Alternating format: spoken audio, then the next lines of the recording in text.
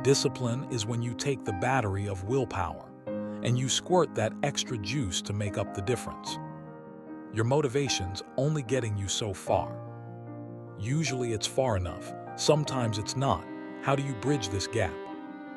You bridge it with something called discipline. But what it takes is a discipline that everybody has the ability to do it, but they just don't want to. Our mind may tell us it's easier to oversleep or not go to the gym, but at the end of the day, discipline can be practiced.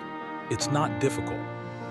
But for some reason, I think when it comes to internal stuff, willpower, habits, discipline, because you can't see it, because it feels like it's part of your sense of self.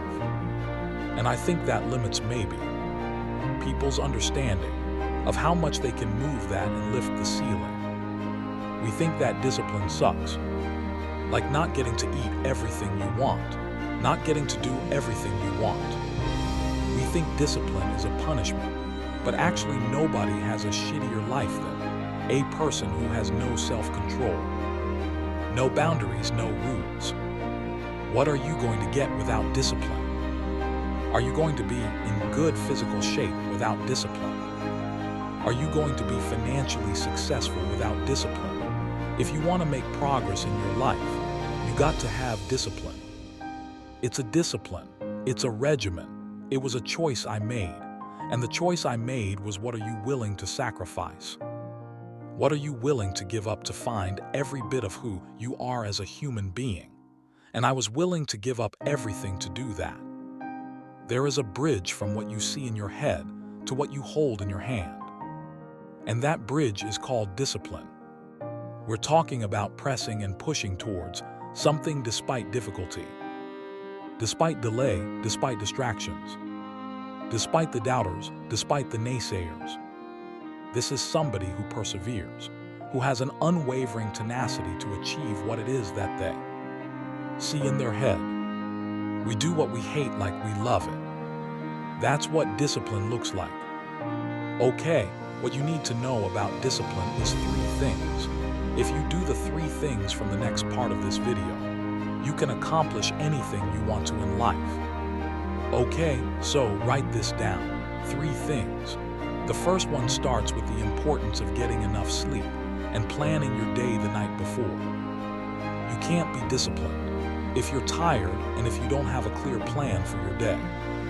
So the first thing I need you to hear is to get enough sleep and make a plan for your day. Sleep is this tremendously important period of life because it resets our ability to be focused, alert, and emotionally stable in the wakeful period. So we can't really talk about wakefulness, focus, motivation, mood, well-being without thinking about sleep. Optimizing what we're doing during the day is going to help us to actually sleep better at night. And that's really the key. So good night of sleep starts the moment that you wake up in the morning. When you sleep better, your entire day is better. When you sleep better, your life is better. Until you are sleeping long enough and deeply enough, 80% of the nights of your life, you are functioning suboptimally. And what's the biggest risk than if we're not getting enough sleep? Deficits in learning, deficits in the immune system. We need to sleep enough. Now, what's enough sleep? Enough sleep has been argued it's 6 hours. Other people it's 7 hours. Other people it's 8 hours. It's basically waking up without an alarm clock and feeling rested. Okay, the second thing I need you to hear is the importance of time blocking your day, and especially your morning. Don't miss this one. It's not about making long to-do lists. It's about being very intentional with your day. What does your morning routine look like? At the moment, morning routine is wake up. Try and get as much natural light as you can in the morning hours. Whenever it is that is for you, especially the first 3 hours after waking, I hydrate, I drink water. Then I do everything I can to not do email, not do social media, and to take care of a few critical tasks. These days, I have this obsession with trying to do one cognitively hard thing a day. One physically hard thing a day. I try and get my brain into kind of a I try and narrow that aperture. So if I don't, the distraction that's created by social media and interactions with others can kind of wick out into the rest of the day. So I'm not necessarily trying to finish something in that time, but I try and do something challenging. I experience great pleasure from battling through something mentally challenging. So this is something I observed in myself, which is that from 6 a.m. until noon, my brain is very capable. My body is very capable of doing certain things far more easily than at other times of the 24-hour cycle. So I consider that sort of the first phase of my day. Sometimes I'm up by 6 a.m., sometimes it's 7 a.m., sometimes it's 8 a.m. Usually, it's about 6 to 6:30, so I consider that one opportunity block. The second opportunity block, because I eat lunch typically around noon between, 1 and 6 p.m. So our second opportunity block, and then the third is between 6 p.m. and bedtime, which for me typically is 10:30, but sometimes late. I mean, you have to live. I mean, come on. So, what I started to realize is that all I can do is really focused working 2, but not 3 of those blocks consistently. I also noticed that if I exercise early in the first block, like between 6 a.m. and before 9 a.m., I have more energy all day long. But if I exercise starting at 9 a.m. or starting at 10 a.m., sort of halfway through that block, the second opportunity block is diminished. I'm kind of dragging. Maybe it's related to when I eat, but that wasn't changing when I eat or what I eat. So I'm very aware of the fact that I get sort of 2 opportunities from these 3 blocks. So I do think that people could benefit tremendously, not necessarily by following the schedule that I follow, but by paying attention to their natural cognitive and physical rhythms. You don't have to wake up at 4 a.m., but you do need to block your day and understand when your most productive periods are. Okay, on to the last important piece of advice. Don't miss this one. Okay, here it is. Strive to be an emotionally mature person. And one way of doing that is by forcing yourself to do hard things. Practice discomfort every single day. You say, the emotionally immature man seeks out motivation to do something hard one time. The emotionally mature man uses discipline to do something hard 1,000 times. Why is emotional maturity related to motivation and discipline? Because when you have emotional maturity, you realize that some days you're not going to sleep well. Some days you're going to wake up, and you've got your schedule and everything's planned out, and whether things go well or not that day. The emotionally mature man will still do what he has to do to stack his wins, to focus on his purpose. Whereas the emotionally immature man will say, well, I didn't sleep well, I had nightmares so I'll stay in bed. Or, it's raining outside, it's cold outside, I don't feel good. You have to stay the course no matter what, and it takes a high level of emotional maturity. Because your emotions dictate your motion, like what you're going to do. And so if you have emotional maturity, you're more likely to lean into discipline when things are suboptimal. If you lack emotional maturity, then how you feel determines what you do next, which is very damaging to outcome-driven humans. You need to understand how your brain works. Doing hard things builds your brain and your ability to be disciplined. Most people don't know this, but there's a brain structure called the anterior mid-cingulate cortex. But what's interesting about this brain area is there are now a lot of data showing that when people do something they don't want to do, like add 3 hours of exercise per day or per week, this brain area gets bigger. In many ways, scientists are starting to think of the anterior mid-cingulate cortex not just as one of the seats of willpower, right? But perhaps actually the seat of the will to live. Now we're talking. All the data point to the fact that we can build this area up. Why? But that as quickly as we build it up. If we don't continue to invest in things that are hard for us, that we don't want to do. That's the part that feels so Gauguinesque. To me, that we don't want to do.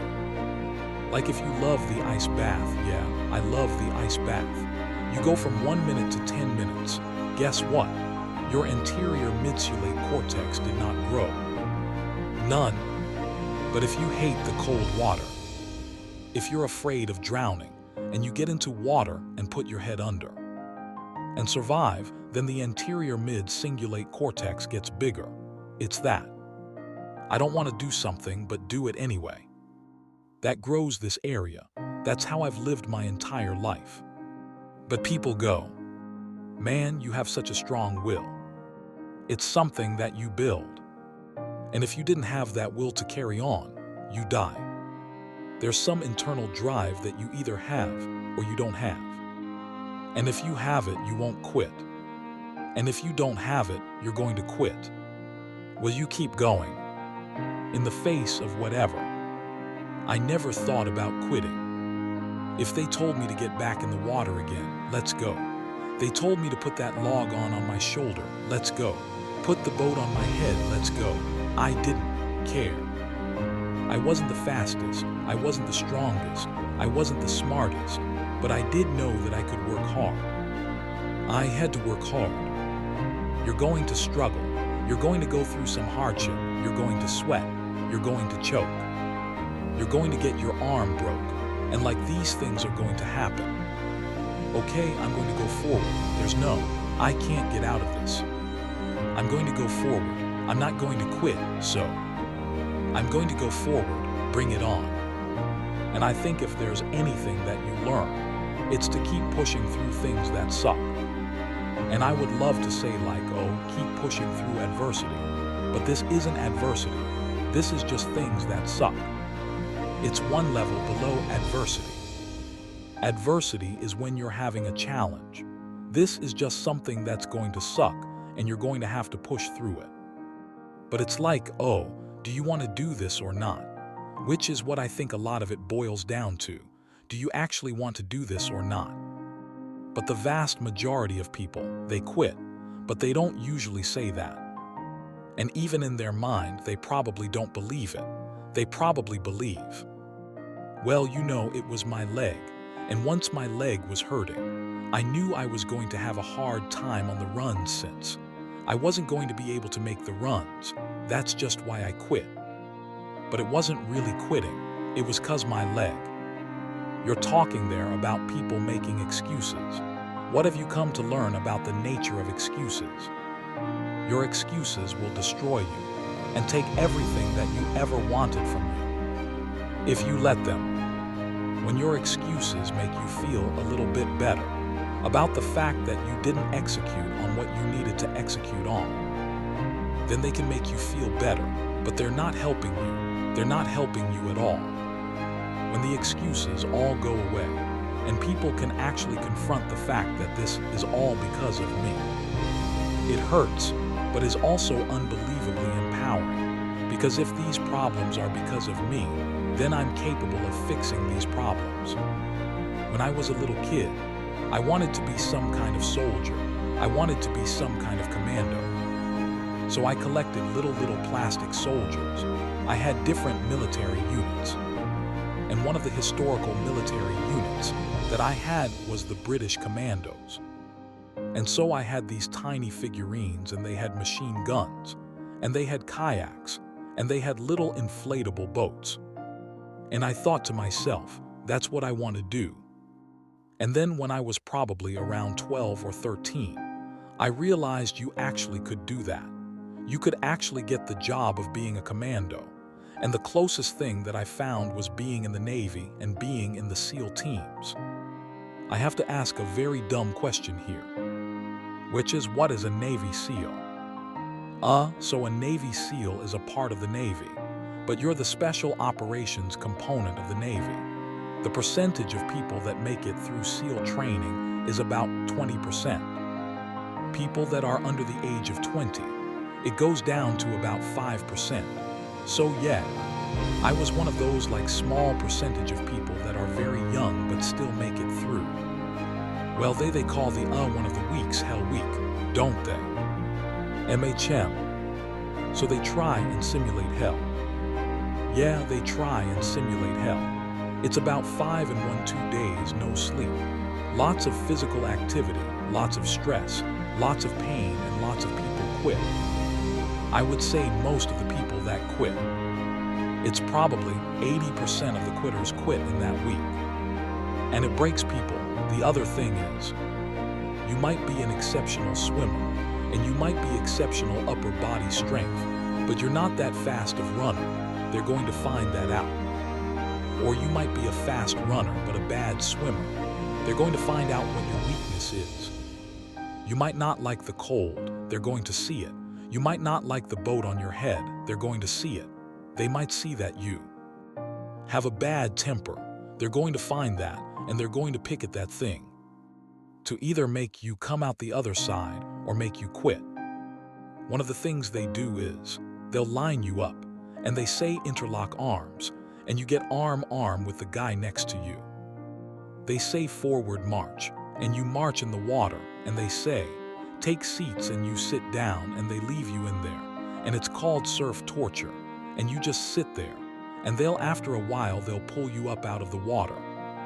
They'll line you up, and the doctor will come down and see if anyone has hypothermia, and if no one has hypothermia or signs of hypothermia yet, get back in the water.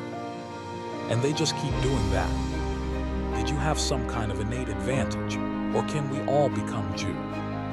If I had to guess, I would say no. I would say you can't teach it. I would say that you can grow it. If you've got the seed of some sort of fire, you could probably grow and you can get better at it. But it's same thing. You go back to like if you ever met anyone that was a prisoner of war. There's some people that had a will that they were not going to die. I'm not going to die. I'm going to keep going. And if you didn't have that will to carry on, you died. And the people that died, they did not have the will to live. And think about how bad things have to be before you say, you know what, I'm just going to lay here and die. That and that can get to that point. It was a guy who was going through hardship with his job, with his marriage, and the marriage was coming to an end. The job was going to come to an end as well. He's out there and doesn't know what to do. And the analogy that I set up for him is, if I'm in the woods, which is where you are right now, you're in the woods, and you don't know where to go, 'cause the wife's not there anymore. The job's not there anymore. You don't know where to go right now. So if you're in the woods, and you don't know where to go, start walking. You got to start walking, 'cause the perspective is not going to change. You have to start moving forward. You have to start taking steps in order to improve your vision, improve your perspective, change your perspective, make some kind of progress. And worst case scenario, you figure out that you walked the wrong direction. Okay, now you can go walk in the other direction, and that's going to be fine. But standing there lost and not doing anything is just waiting to die. Waiting to starve to death, don't let that happen. If you frame things right in your life, if you frame a business challenge as an opportunity to build a stronger team, if you frame a personal challenge as an opportunity to overcome and improve yourself, these things that seem so horrible are actually very positive components of your existence, and they're going to make you better, and you're going to have to push through it. When the excuses all go away, and people can actually confront the fact that this is all because of me, it's also liberating, because now you have control over your fate and over your destiny. And that is a glorious thing.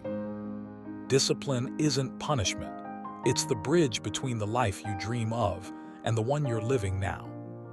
Motivation fades, willpower drains, but discipline, that's what separates success from regret.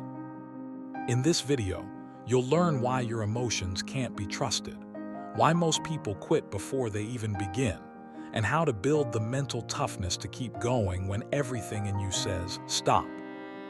This is more than motivation. It's a wake-up call to take back control of your life. Watch this when you feel lazy, unmotivated, or ready to give up, and you'll understand what real discipline means. Fire comment, I choose discipline, if you're ready to win the war against comfort. Push pin subscribe for more cinematic motivational videos weekly.